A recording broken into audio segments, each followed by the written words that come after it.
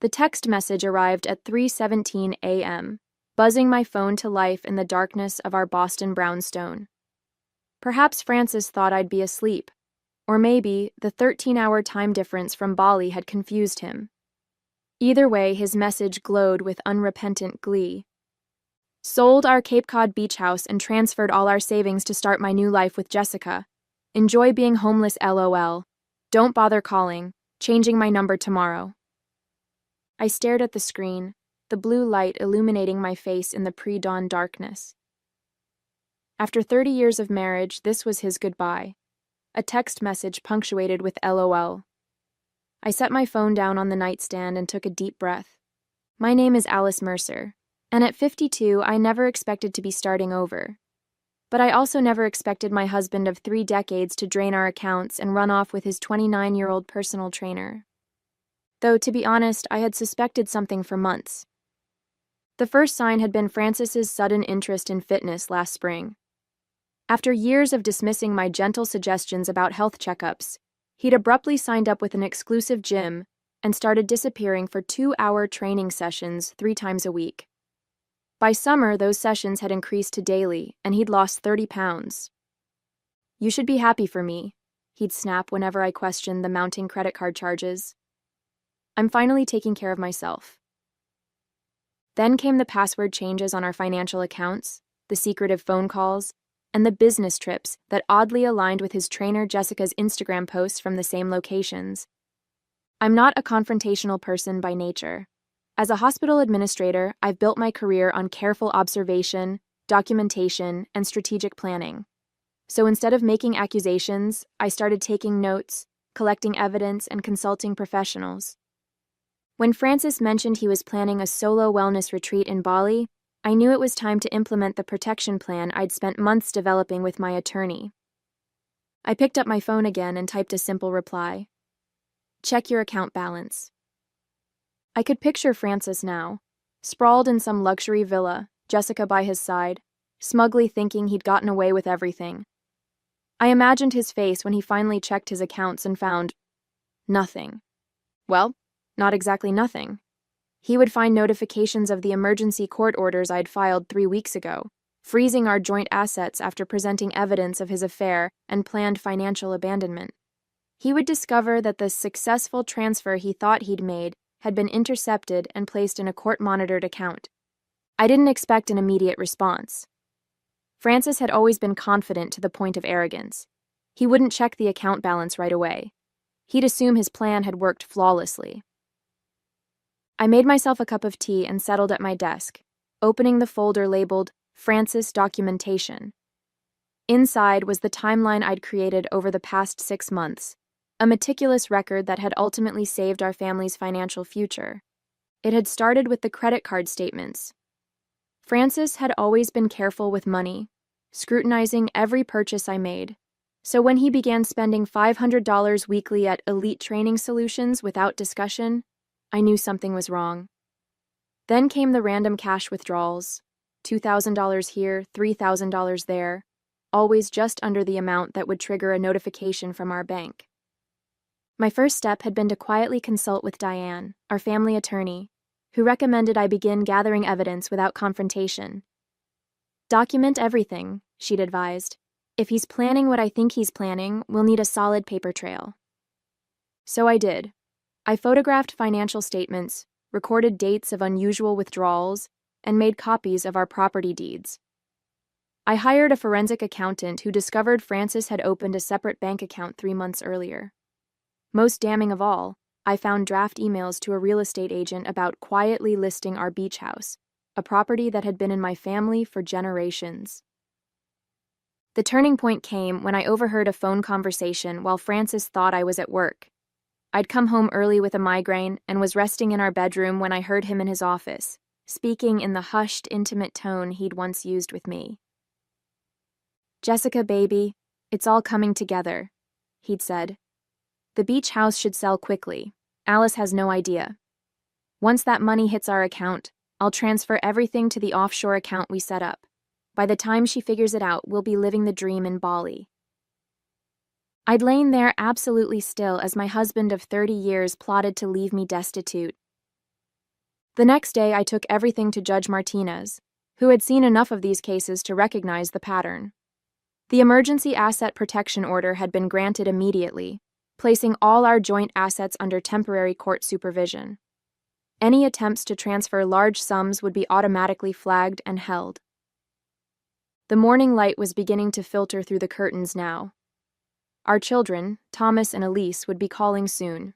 They knew everything. I'd sat them down 3 days ago to explain what their father was planning and the legal steps I'd taken. At 27 and 24, they were old enough to understand betrayal, though the pain in their eyes had nearly broken me. My phone buzzed again. It was a notification from our banking app. Someone was attempting to access the account from an international IP address. Francis was finally checking his balance. My phone rang 15 minutes later. The screen displayed Francis's number. Apparently, he hadn't changed it yet, as threatened. I let it ring 4 times, using the moments to center myself before answering. "Alice, what the hell did you do?" Francis's voice was a mixture of rage and panic, the sound of his paradise crumbling around him. "Good morning, Francis," I replied calmly. "I see you checked the accounts." "This is my money," he shouted.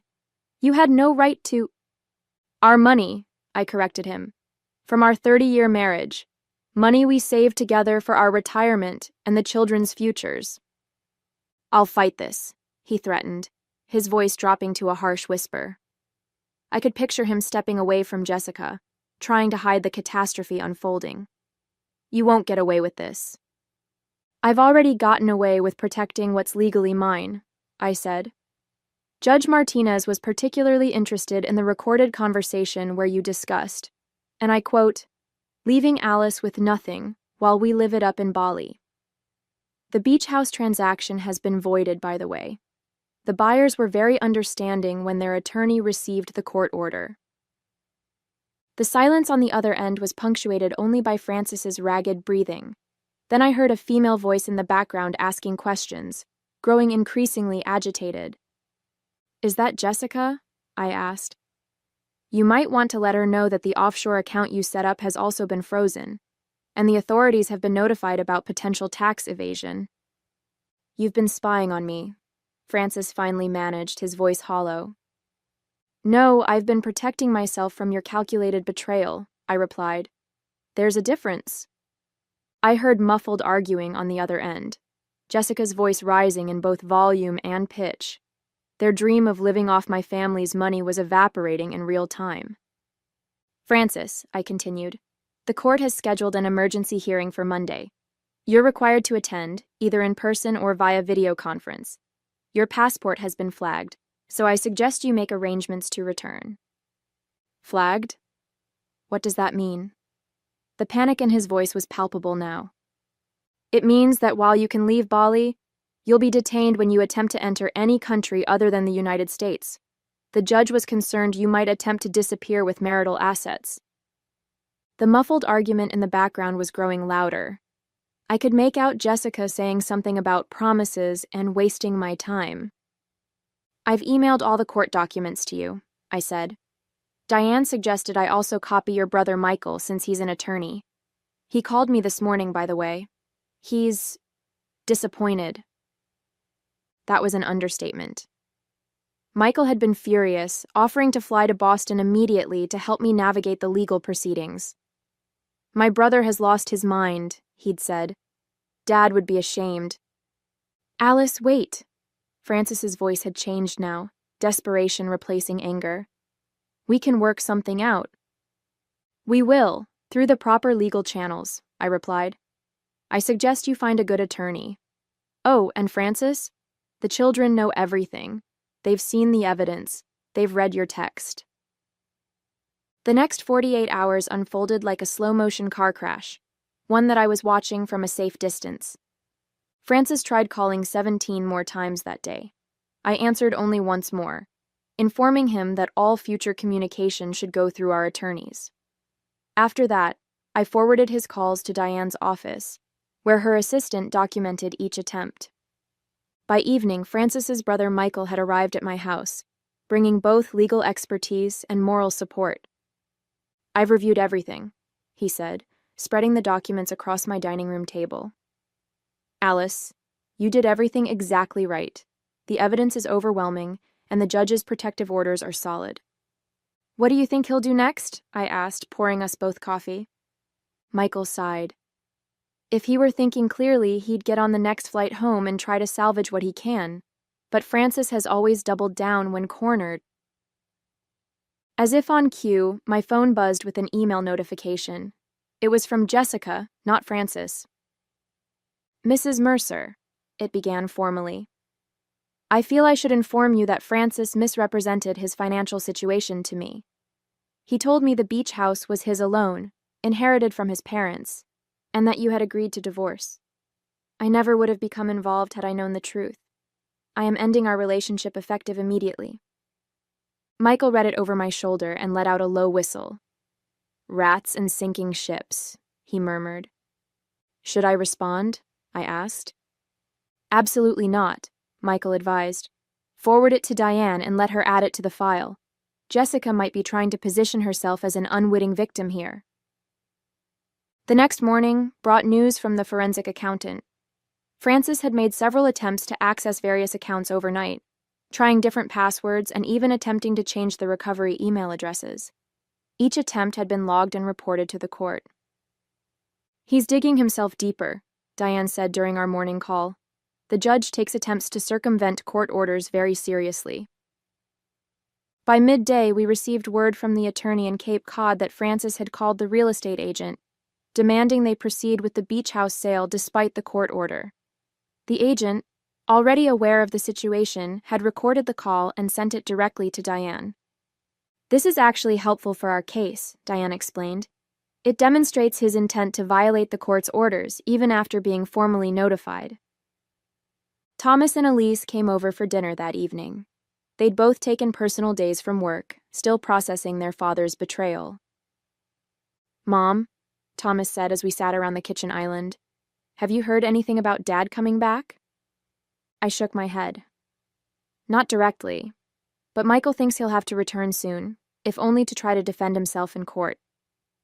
Elise, always the more emotional of the two, pushed her food around her plate. I still can't believe he texted you like that. Enjoy being homeless. Who says that to someone after 30 years? Someone who thought he'd gotten away with it, Michael replied, joining us with a stack of new documents. Which brings me to this. We've just received notification that Francis has booked a flight back to Boston. He lands tomorrow evening. I felt a complicated mix of emotions, relief that he was returning to face the consequences, anxiety about seeing him, and a strange sense of validation that my preparations had worked. He's also sent a formal communication through a Balinese attorney, Michael continued, sliding a paper across to me. He's claiming the text was sent as a joke, and that there was a misunderstanding about the beach house listing. A joke? Elise's voice rose in disbelief. After we saw all the evidence? Francis's return to Boston played out like a carefully orchestrated legal ballet. Diane had arranged for a court officer to serve him with papers the moment he cleared customs at Logan International Airport. Michael's colleague waited in the terminal, sending us live updates as events unfolded.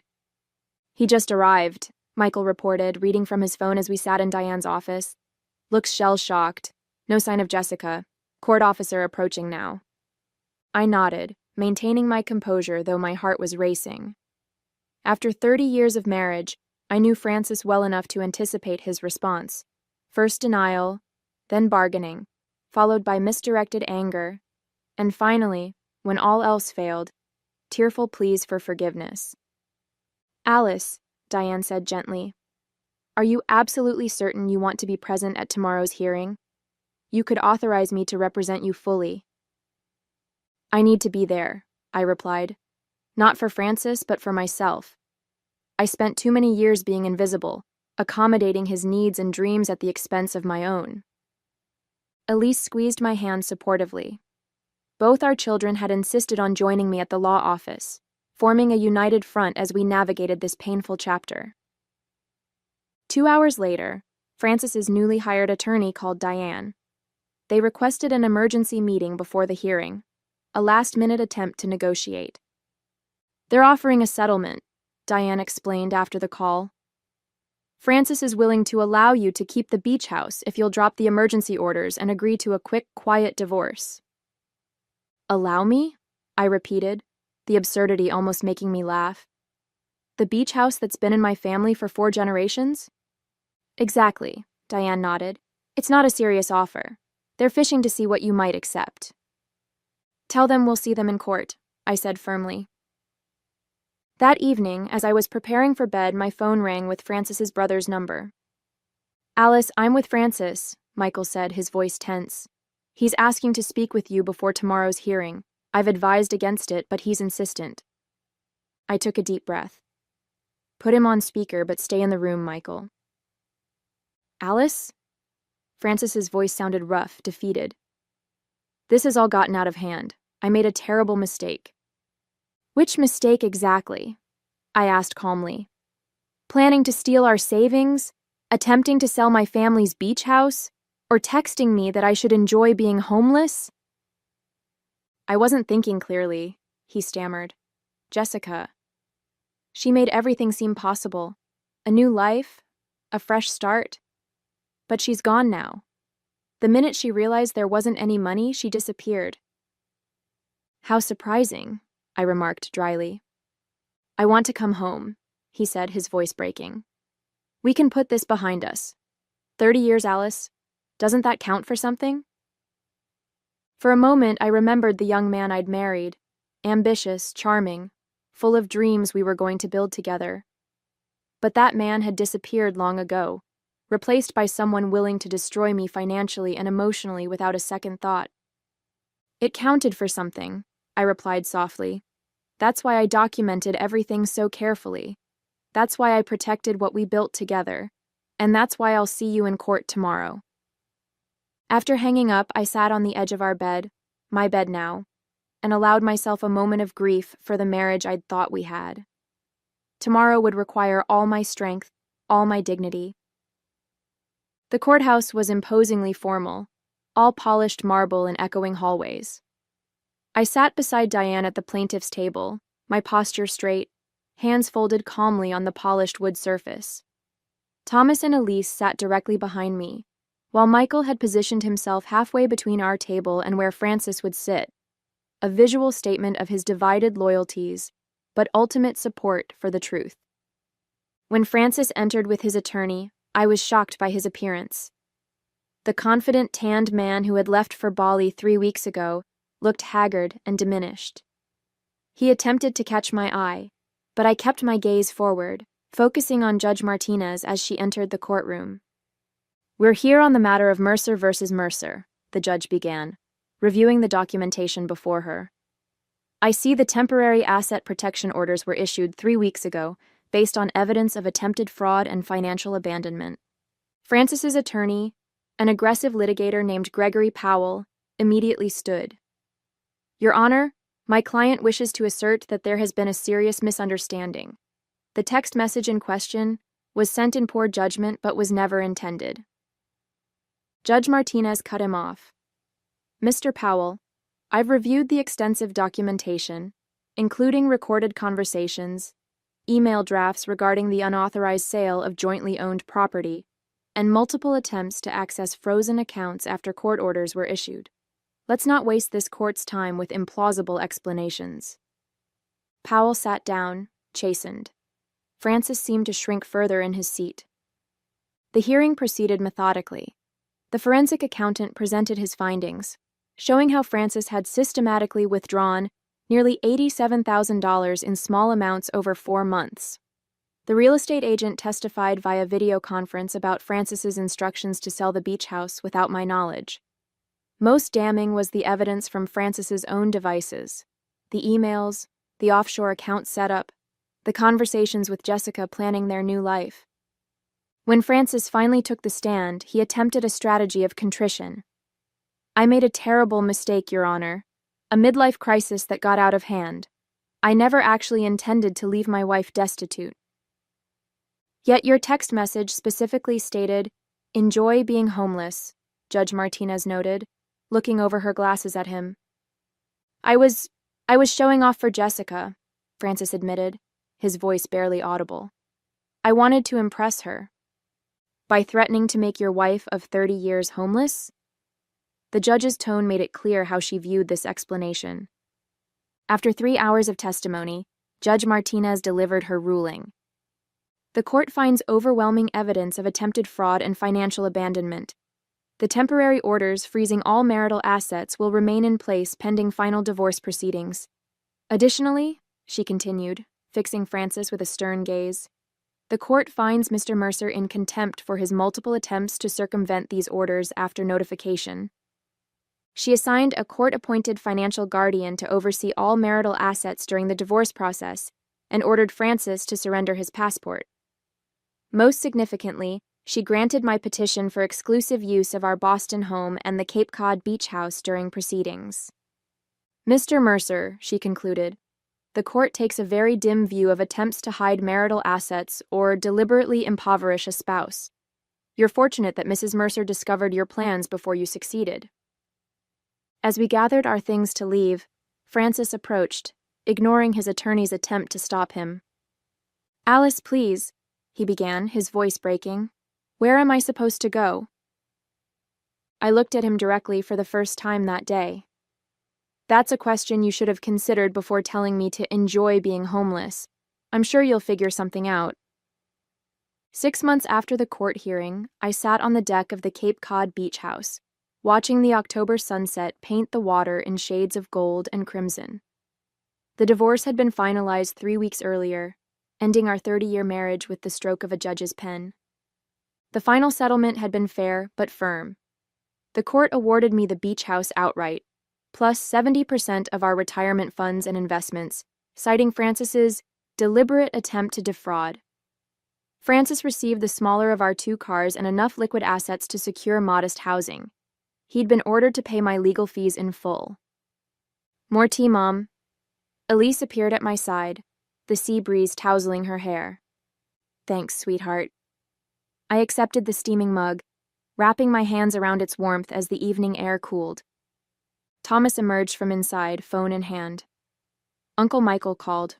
"Dad's finally found an apartment. He starts his new job at the community college next week." I nodded, feeling neither joy nor sorrow at the news. Francis had lost his executive position after the scandal. His former company wanted nothing to do with someone who'd attempted such calculated financial deception. "Are you okay?" Elise asked, studying my face. "I am," I replied, surprised to find it was true. I never wanted Francis to suffer. I just wanted to protect what was rightfully ours. As the waves lapped gently against the shore, I realized that while Francis had lost nearly everything, I had gained something unexpected, strength I never knew I possessed, and a clearer vision of the life I wanted to build moving forward.